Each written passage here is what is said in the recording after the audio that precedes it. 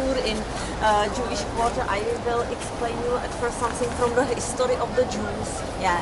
So in the 1st century after Christ, they were driven out, from their country, and they had to live in so-called diaspora, outside their country. And in diaspora, they were always persecuted. There were always laws against them. Very important was the year 1215, the Fourth Lateran Council in Rome. Since then, they had to live only in a special territory, ghetto. Now we use this word in all languages, and we know what does it mean, but for the first time it was used in Venice. It is dialect from Italian language, and for the first time it was used in Venice for a special territory only for Jews. And then it spread in all Europe. And when they lived in ghetto, they had to wear a special sign when they wanted to go outside ghetto. For example, in Venice, they had to put apron. Here in Prague, yellow hat. Each Jew had to put yellow hat each time when he wanted to go outside ghetto. Then there were approximately 30 craft works prohibited for Jews. No Jew could become goldsmith, bricklayer. It was prohibited. They could perform some craft works, but only in ghetto, and they were not allowed to do business with Christians. They also were not allowed to possess a field and to grow something. So what could they do? They were merchants very often, or they lent money to receive interest. And it was on the contrary prohibited for Christians. It was against medieval Christian morals to lend money and receive interest. And so it was over the centuries the activity for Jews, because in an economy they needed the money, so it was activity for Jews. Joseph, or another example of persecution is family law, issued by Charles VI in 18th century. The explanation of this law was that only the first son of the Jewish family could marry, could receive a special number, and could found his own family.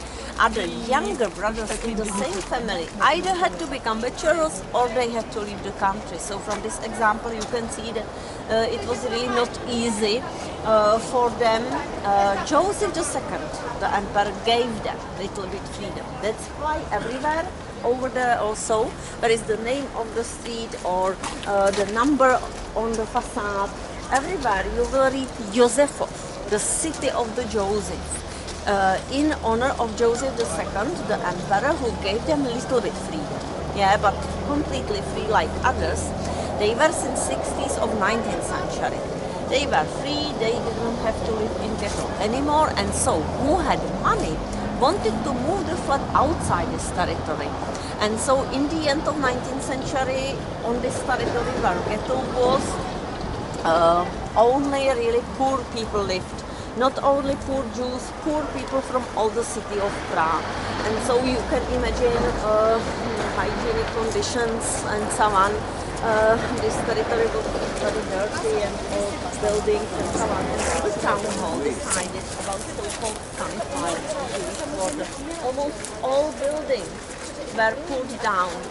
And now I will show you some original synagogues, some original places of ghetto, but the rest we have seen, for example, Paris Street before our river cruise. And it was also on the territory where ghetto was, but the street is very big and big buildings. They are new, they date back to the 20th century. And here then became really luxury quarter. Yeah. I have heard just on the corner they could sell one apartment for 40 million crowns, and if you can paragonize, if you have 5 million crowns you can buy very nice family house with a garden for one family on the outskirts. So really the prices are so exaggerated in the center. So you have seen that, yeah, only luxury restaurants and luxury shows here. So these buildings ahead of us, this synagogue, it is the oldest synagogue in the center of Europe, still open to ceremonies. The name is very strange. Old New. The synagogue was the new synagogue, then became older and older over the centuries, so nowadays Old New. And the building with grey and white facade, it was the town hall here in Ghetto, and now the main seat of the Jewish community here in Prague. And when we go just few meters, please notice also the building to the left, it is High Synagogue. It is now also part of the seat of the Jewish community. Very interesting are the clocks on the facade. At first on the facade of the tower, it's for us normal clock with Roman numbers. But below there are Hebrew letters, and you know that in Hebrew they write and read from right to left. And so this clock below, it goes anti-clockwise for us. Yeah, but it's such a very interesting exception that we have here in Prague. I have had in this English-speaking group very often the tourists from Israel, and here they always tell me, but we use the clock like you. Yeah, so it's only very interesting exception.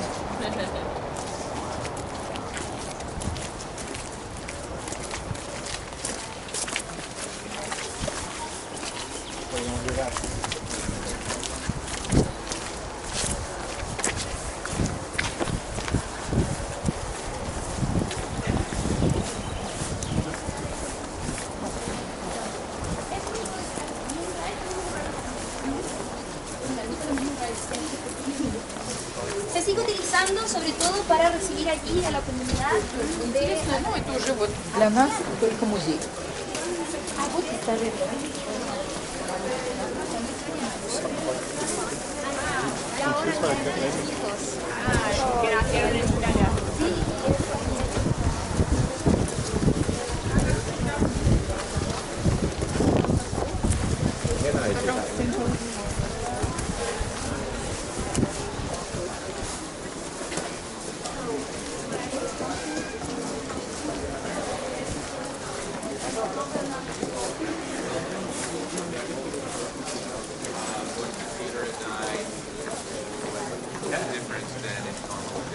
And the Red Cross bought it, yes, it was one of the most effective pieces of propaganda during the war.